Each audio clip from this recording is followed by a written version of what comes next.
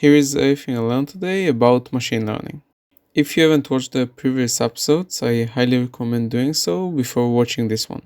While predicting the price of a house based on its size is very nice, it does not describe what happens in our world. For example, the price of a house can be affected by the number of floors it has. And that's where multivariate linear regression comes in. To put it simply, it's just linear regression with multiple variables. Instead of having only theta 0 and theta 1 in our hypothesis, we now have theta 0 to theta n. Going back to the housing price example, for n equals 2, theta 0 might represent the basic price of house, theta 1 might represent the price per square meter, and theta 2 might represent the price per floor. Also, our hypothesis can be represented as matrix multiplication for x0 being 1.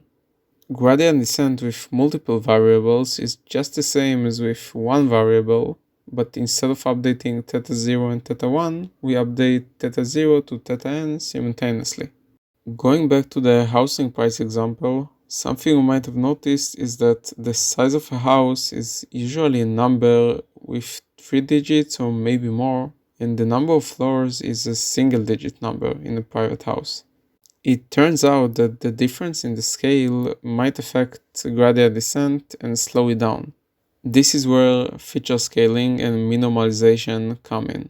Feature scaling means adjusting the input values so they are all on a similar scale, like dividing them by the range maximum so they are all between 0 and 1. Minimalization means making the average value for each input roughly 0 by subtracting the average for each value.